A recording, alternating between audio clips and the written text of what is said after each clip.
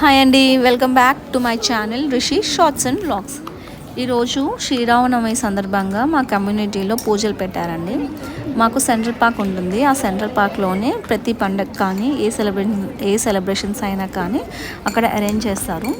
ఈరోజు మేము మార్నింగే లేచి రెడీ అయిపోయి ఈ సీతారాముల కళ్యాణం కోసం మేము కిందకి వెళ్ళిపోయామండి.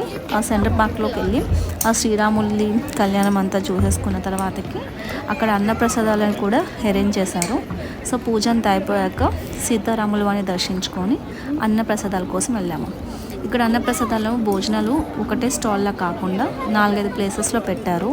అలా పెట్టడం వల్ల ఒకటే లైన్ పెట్టుకొని జనాలు ఎక్కువసేపు నిలబడకుండా ఎక్కడైతే వీలుందో అక్కడికి వెళ్ళి ఆ అన్నప్రసాదం స్వీకరించడానికి వీలుగా అరేంజ్ చేశారు. అంతేకాకుండా సీనియర్ సిటిజన్స్ కూడా వీలుగా తినడానికి వాళ్ళకు కూడా సపరేట్గా పెట్టారు. సో వాళ్ళు ఇంతసేపు లైన్లో నిలబడకుండా ఉండడం కోసం సో మాకు ఏ పండగ అయినా సరే ఎటువంటి సెలబ్రేషన్స్ అయినా సరే సెంట్రల్ పార్క్లో అరేంజ్ చేస్తారు. అండ్ జనాలు కూడా బాగా అటెండ్ అవుతూ ఉంటారు.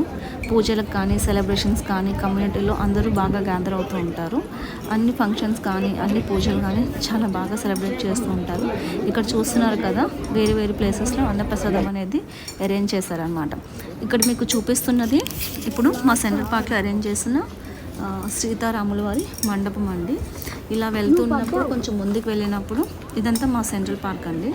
అలా కొంచెం ముందుకు వెళ్ళాక ఆ సెంట్రల్ పార్క్లోనే సీతారాముల మండపం అనేది అరేంజ్ చేశారు. ఆ మండపంలో అందరికీ వీలుగా కూర్చోడానికి చైర్స్, వాటర్ ఫెసిలిటీ, తర్వాత కూలర్స్ ఇవన్నీ కూడా అరేంజ్ చేశారు. వచ్చిన వాళ్ళు ఇబ్బంది పడకుండా ఉండడం కోసము. ఇది ఒకటే కాదు, ఎటువంటి సెలబ్రేషన్స్ అయినా కూడా ఇలానే అరేంజ్ చేస్తూ ఉంటారు కమ్యూనిటీలో. అలానే జనాలు కూడా అలానే వస్తూ ఉంటారు, భక్తులు కూడా బాగా వస్తూ ఉంటారు.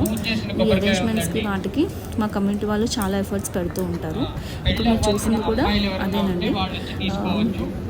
ఇక్కడ ఎటువంటి ఇబ్బంది లేకుండా ఎక్కడికక్కడ వాళ్ళకి వాటర్ ఫెసిలిటీ కానీ అన్నీ అరేంజ్ చేస్తూ ఉంటారనమాట.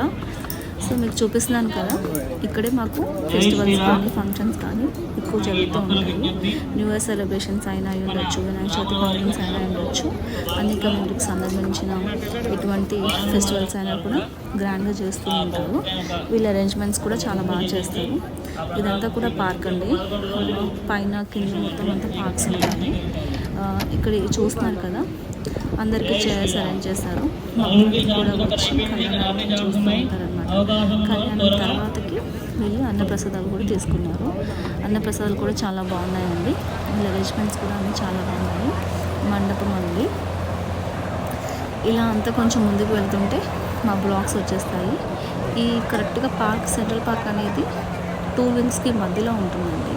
ఇటు 6 టవర్స్ అటు 6 టవర్స్ ఉంటాయి. ఈ 2 టవర్స్కి మధ్యలోనే ఇది మొత్తం అరేంజ్ అయ్యింది. ఇది మా ఫ్లోర్ అండి. 16th ఫ్లోర్కి ఇప్పుడు నేను వెళ్తున్నాను. So this the first time మీ అందరికి చూపించడం కోసం ఈ బ్లాగ్ చేశాను. మా 16th ఫ్లోర్కి వచ్చేసాను.